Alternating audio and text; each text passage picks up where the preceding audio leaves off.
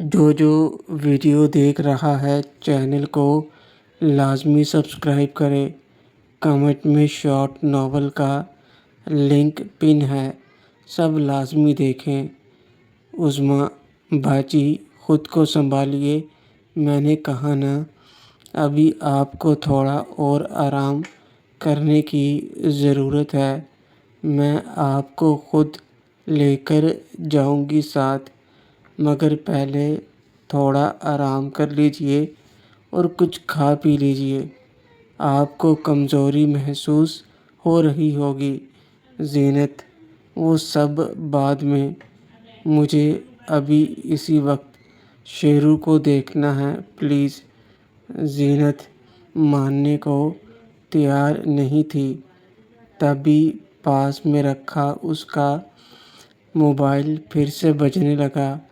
پچھلے 3 گھنٹے میں جانے کتنی بار بج چکا تھا۔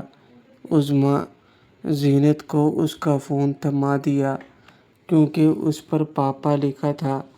عظمیٰ: پہلے اپنے پاپا سے بات کر لیجیے، انہیں بہت فکر ہو رہی ہوگی آپ کی۔ زینت نے جلدی سے فون اٹھایا اور خوشی کے مارے پہلے شیرو کے بارے میں بات کرنے لگی۔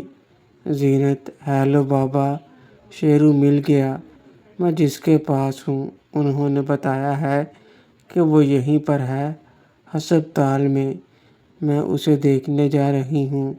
حیات: بیٹی میری، بات بہت اچھا ہوا بیٹی، مگر مجھے اس لڑکی نے بتایا کہ تمہیں بہت چوٹ آئی ہے، تم وہیں رکو، میں آ رہا ہوں تمہیں لینے، اور شیرو کو بھی ہم اپنے ساتھ واپس لے آئیں گے۔ ابھی وہاں کی پولیس کو بھیجتا ہوں اس کی حفاظت کے لیے، تم مجھے ہسپتال کا نام بتاؤ۔ زینت نے عظمیٰ سے ہسپتال کا نام پوچھا اور اپنے پاپا کو بتا دیا۔ زینت زیادہ بات نہیں کر پائی اپنے پاپا سے، اور جلدی ہی بات کو ختم کر کے پھر سے عظمیٰ سے ضد کرنے لگی چلنے کی۔ زینت: اب چلو بھی۔ عظمیٰ: مجھے ابھی دیکھنا ہے، مگر باجی آپ کی حالت۔ زینت: میری فکر مت کرو، مجھے بس ایک بار اس کا چہرہ دکھا دو، میں اپنے آپ اچھی ہو جاؤں گی۔ ایسے نہیں بیٹی، تم صبح بھی بنا کھائے نکل گئی تھی، اب تو تمہاری حالت بھی ٹھیک نہیں، کم سے کم ناشتہ کر لو۔ عظمیٰ نے بھی کچھ نہیں کھایا تھا ابھی تک۔ عظمیٰ کی ماں دونوں کے لیے کھانا لے آئی۔ زینت سے رکا نہیں جا رہا تھا، مگر سب کے زور ڈالنے پر وہ رک گئی۔ آخر ان لوگوں نے اس کی اور شیرو کی بھی مدد کی تھی۔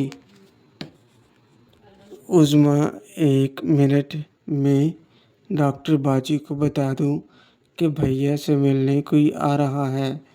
عظمیٰ ڈاکٹر باجی کو فون لگاتی ہے۔ ہیلو باجی۔ ہاں باجی، میں تھوڑی دیر میں آ رہی ہوں، وہ میرے بھیا ہیں نا، انہیں ملنے کوئی آیا ہے، میں بس تھوڑی دیر میں پہنچ رہی ہوں اپنے ساتھ لے کر۔ عظمیٰ ڈاکٹر باجی کو بتا کر فون کٹ کرتی ہے۔ ادھر عظمیٰ زینت کے ساتھ ناشتہ کرنے لگی اور ادھر حیات صاحب کا فون ڈی ایس پی کو پہنچ چکا تھا، جس میں انہوں نے پولیس پارٹی کو فوراً ہسپتال بھیجنے کو کہہ دیا تھا، شیرو کی حفاظت کے لیے۔ ساتھ ہی یہیں سے پیغام سکندر خان تک بھی پہنچ گیا کہ شیرو زندہ ہے اور ہسپتال میں ہے۔ یہ سب کیا ہوا باجی بھیا؟ کھانے کے بعد بشیر خود عظمیٰ اور زینت کو لے کر ہسپتال کے لیے نکل گئے، اور جب یہ سب پہنچے تو نظارہ کچھ الگ دیکھنے کو ملا۔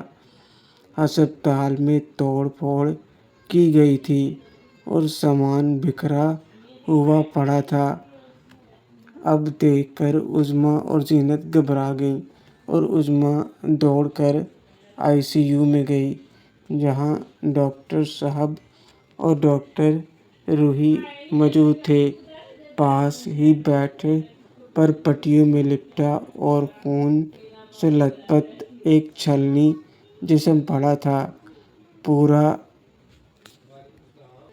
जिस्म तेज धार हथियारों के वार और गोलियों से छलनी किया गया था।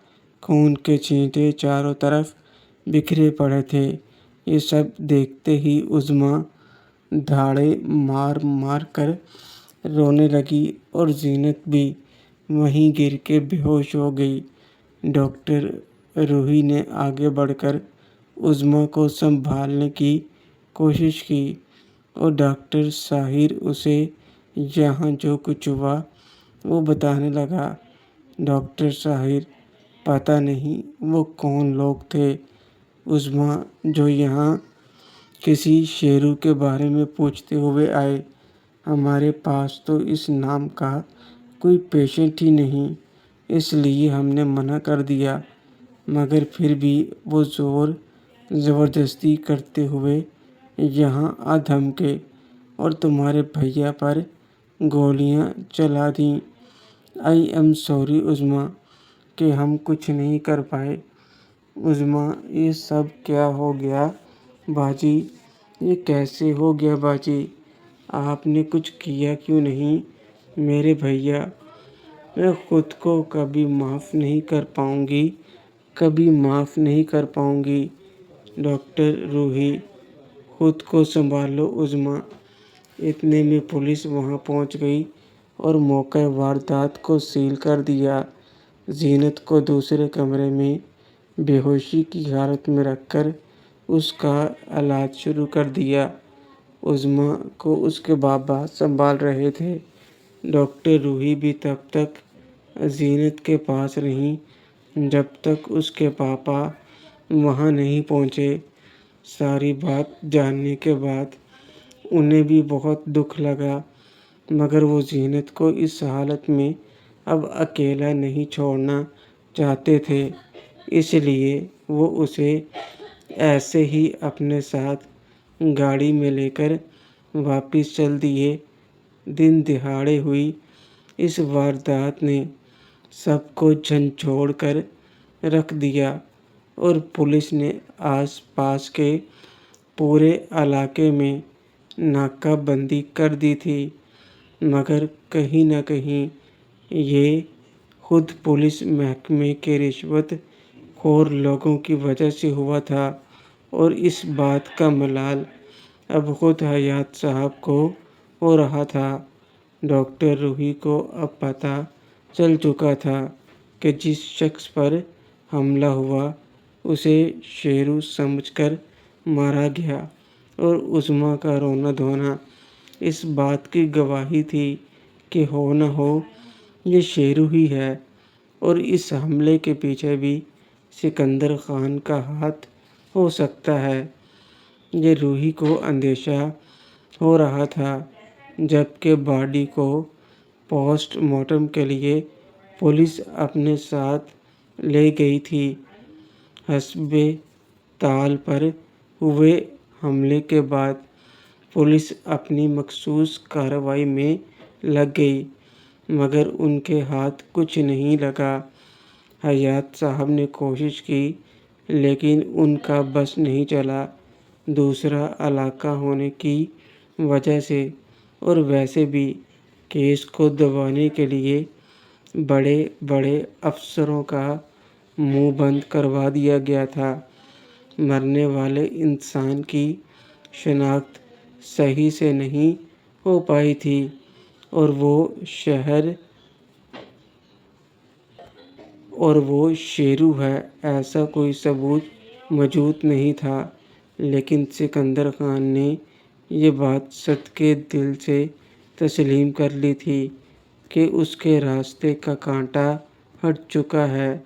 शेरू के ना मिलने से ہر کوئی اداس تھا، مگر وقت کے ساتھ ساتھ سب کے آنسو خشک ہونے لگے تھے۔ وقت کی سب سے اچھی اور خاص وجہ یہی ہے کہ انسان کو چاہیے کتنا بھی گہرا زخم کیوں نہ لگا ہو، وقت اپنی چال چلتے ہوئے اس زخم کو بھر دیتا ہے۔ اور یہ بھی سچ ہے کہ مرنے والے کے ساتھ کوئی نہیں مرتا، سب کو آخر جینا پڑتا ہے۔ سب سے گلے رشتے بھی کچھ وقت کے بعد سنبھل جاتے ہیں، مگر جینا نہیں چھوڑتے۔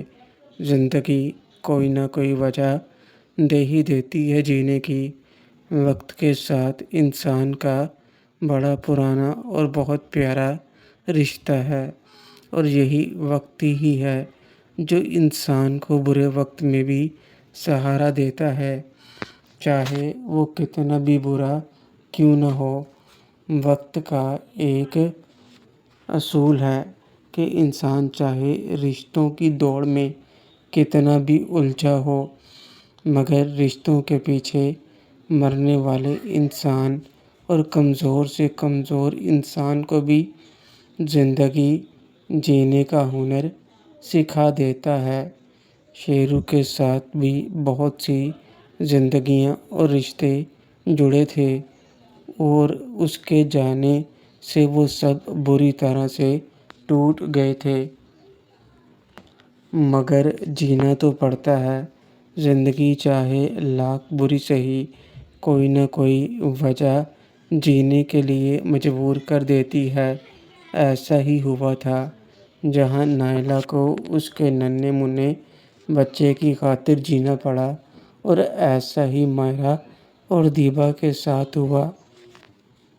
تو وہیں ثمینہ، ریمہ، زینت نے اپنی اپنی فیملی کی خاطر نا امیدی میں بھی دل پر پتھر رکھ لیا۔ ثمینہ اسماء اور ریمہ کے بیچ اپنا درد چھپا کر جینے لگی، تو ریمہ بھی اپنی ماں اور خاص کر اپنی پھوپھی کے لیے جینے لگی، اپنی ذمہ داری تسلیم کر کے۔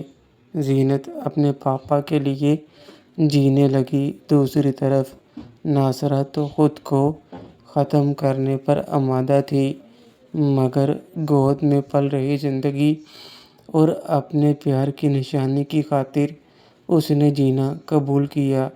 زیب نے ایک دوست کی طرح یہاں اس کا ساتھ دیا، جو شاید ناصرہ نے کبھی سوچا بھی نہیں تھا۔ ان سب سے الگ سب سے بری حالت ان دو زندگیوں کی بھی ہوئی، جو دوسروں کے بنے جال میں اپنے دل کی گواہی کو نظر انداز کر گئیں۔ نکہت اور مہرین۔ کئی دنوں تک مہرین بے ہوشی کی حالت میں رہی تھی، لیکن آخر اسے ہوش آ گیا، مگر نکہت اندر ہی اندر جیسے ٹوٹ گئی تھی۔ اتنا تو وہ شاید تب بھی نہیں ٹوٹی جب رضیہ کی موت ہوئی تھی۔ خود کو قصوروار تسلیم کر کے وہ اندر ہی اندر مرتی جا رہی تھی، اور زندہ لاش کی طرح شیرو کے انتظار میں تھی۔ مہرین کی حالت بھی کچھ ایسی تھی، جس کے ہونٹوں سے ہنسی ہمیشہ کے لیے غائب ہو چکی تھی، اور آنکھوں میں ایک سونا پن تھا، جسے اب اسے انتظار صرف موت کا ہو۔ دونوں ماں بیٹی بس ایک دوسرے کی خاطر جی رہے تھے جیسے، مگر نہ کسی سے بات کرتی تھیں، نہ آپس میں کچھ کہتی سنتی تھیں۔ اس ہنستے کھیلتے گھر میں اب ہر وقت گہرے سناٹے کا راج تھا۔ اگر کبھی کوئی آ بھی جائے تو ان دونوں کی آواز سنائی نہیں دیتی تھی۔ زرینہ اور صابرہ نے بہت کوشش کی نکہت اور مہرین کو سنبھالنے کی، مگر کوئی اثر نہیں ہوا۔ وقت اپنی چال چلتا رہا، اور ناصرہ نے آخر ایک بیٹے کو جنم دیا۔ کافی وقت بعد پورے خاندان میں ایک خوشی کا موقع آیا، مگر اس میں بھی وہ طاقت کہاں تھی جو درد کو مٹا پاتا۔ لیکن جو بھی تھا، سب کچھ آہستہ آہستہ نارمل ہوتا جا رہا تھا۔ سب سے دور روزینہ کبھی اپنے باپ کے گھر واپس نہیں آئی اور بددلی سے اپنے شوہر کے گھر رہنے لگی۔ عباسی صاحب کے بیٹے سلطان نے روزینہ سے شادی جس وجہ سے کی تھی، وہ وجہ جلد ہی سامنے آ گئی اور سکندر خان کی بدولت سلطان نے اپنا کام بہت تیزی سے بڑھا لیا تھا۔ دونوں میاں بیوی کے درمیان پیار کی کمی تھی، کسی طرح کا لگاؤ نہیں تھا ان کے رشتے میں، اور نہ ہی دونوں میں سے کسی کو ایک دوسرے کی پرواہ تھی۔ سلطان کو صرف پیسے سے مطلب تھا، اس لیے اس نے روزینہ سے کبھی کوئی سوال نہیں کیا اور اپنی ضرورت باہر عیاشی کر کے پوری کرتا رہا، لیکن پھر بھی دکھاوے کے لیے روزینہ کا خیال رکھتا۔ روزینہ جو خود کو ہارا ہوا محسوس کرتی، وہ کبھی ثمینہ سے مل لیتی، لیکن روحی سے ملنا نہیں ہو پاتا تھا۔ ایسے ہی ایک دن روحی سے ملنے اس کے قصبے جا پہنچی، جہاں روحی نے اب پکا ٹھکانہ بنا لیا تھا۔ ایک لمبے وقت سے وہ اپنی ماں اور بہن سے ملنے بھی نہیں گئی تھی۔ اگر اسماء ریمہ زور دیتی تو بہانہ بنا دیتی اور انہیں اپنے پاس آنے کا کہہ دیتی۔ اسماء ایک دو بار آئی بھی اور بیٹی کو اکیلے سب سے الگ رہتا دیکھ کر اسے دکھ بھی ہوا، مگر روحی ہنس کر ٹال دیتی۔ روحی نے اپنا پہلے والا فلیٹ چھوڑ دیا تھا جو ہسپتال والوں نے دیا تھا، اور اب ایک الگ گھر میں اکیلی رہتی تھی، اور یہاں وہ کسی کو نہیں آنے دیتی تھی۔ مگر آج اچانک سے روزینہ اور اس کا شوہر سلطان یہاں آ دھمکے بنا بتائے۔ روزینہ تم یہاں اچانک کیسے ہو؟ روحی خوشی کا اظہار کرنے کی کوشش تو کر رہی تھی، لیکن اس کے چہرے پر خوشی نہیں، اور آنکھوں میں پھیلی حیرانی بھی الگ ہی کہانی بیان کر رہی تھی۔ روحی پہلے روزینہ سے گلے ملی اور پھر روحی کی نظر سلطان پر پڑی۔ آپ تو پھوپھی کے پاس بھی نہیں جاتی ہو، ورنہ آپ سے وہیں مل لیتی باجی۔ بہت دنوں سے آپ سے ملنے کا من تھا، تو آپ کو ڈھونڈتی ہوئی یہیں چلی آئی۔ ہسپتال سے پتہ چلا کہ آپ زیادہ تر گھر میں بند رہتی ہو، تو آپ کو ڈھونڈتی ہوئی گھر ہی چلی آئی۔ سلطان، یہ تو بڑی زیادتی ہے ہمارے ساتھ۔ سالی صاحبہ، ہماری سب سے خوبصورت سالی ابھی تک ایک بار بھی ہم سے نہیں ملی جب سے شادی ہوئی ہے۔ بھائی، ایسا کیا گناہ ہو گیا ہم سے، یا پھر ہمارا چہرہ ہی پسند نہیں آیا؟ روحی، ایسی بات نہیں، میں اپنے پیشے کی وجہ سے کہیں نکل نہیں پاتی۔ سلطان، اسی لیے تو ہم چلے آئے۔ ہمیں پتہ ہے آپ تو آئیں گی نہیں، تو سب کام چھوڑ کر خود یہاں آپ کے دربار میں حاضر ہو گئے۔ اب کیا یہیں کھڑا رکھیں گی ہمیں؟ سلطان کو زیادہ ہی خوش آمد کر رہا تھا روحی کی، جس پر روحی اور روزینہ دونوں ہی جیسے سلطان پر دھیان نہیں دے رہی تھیں۔ روحی کے من میں کچھ اور چل رہا تھا۔ روزینہ اپنے شوہر کی باتوں پر من ہی من میں غصے میں تھی۔ سلطان نے جب اندر آنے کی بات کہی تو روحی نے خود ہی قدم باہر کر لیے گھر سے۔ روحی: ارے آپ دونوں یہاں کہاں آ گئے؟ یہ تو وقت گزارنے کے لیے چھوٹا سا گھر ہے، اس میں ہر طرف میڈیسن اور فائلز، کتابوں کے علاوہ جگہ نہیں بیٹھنے کی۔ چلیے ہم کسی اچھی جگہ پر چل کر بیٹھتے ہیں۔ یہاں پاس میں ایک ریسٹورنٹ ہے، آپ کے اسٹینڈرڈ کا تو نہیں مگر کام چل جائے گا۔ سلطان: یہ کیسی باتیں کر رہی ہیں روحی جی؟ جہاں آپ رہتی ہیں وہ جگہ تو ہمارے لیے جنت ہے، اور میرے اسٹینڈرڈ کی آپ کیا بات کر رہی ہیں؟ جہاں آپ وہاں ہم۔ ویسے بھی ہم آپ سے بس ملنے نہیں آئے، بلکہ ہم تو یہاں سے آپ کے پاس رہ کر جائیں گے جب تک روزینہ کا دل نہ بھرے۔ یہ بہت یاد کرتی ہے آپ کو روحی، لیکن یہاں اتنی جگہ نہیں ہے۔ میں آپ دونوں کے رکنے کا کہیں اور انتظام کر دیتی ہوں۔ روزینہ: یہ کیسی باتیں کر رہی ہو باجی آپ؟ میں آپ کے پاس آئی ہوں یہاں گھومنے نہیں۔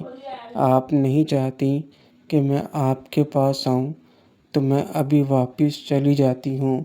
روزینہ کی بات سن کر روحی لاجواب ہو گئی۔ یہ روحی کی جھکی نظریں اور چہرے پر پہلے خوف کے سائے اور الفاظوں کا چناؤ کچھ اور ہی کہانی بیان کر رہا تھا۔ مگر سلطان نے روحی کی خاموشی پر روحی اور روزینہ دونوں کو اندر کرتے ہوئے گھر میں قدم رکھا۔ گھر اچھا خاصا تھا، جس میں ہال کے ساتھ 3 کمرے تھے۔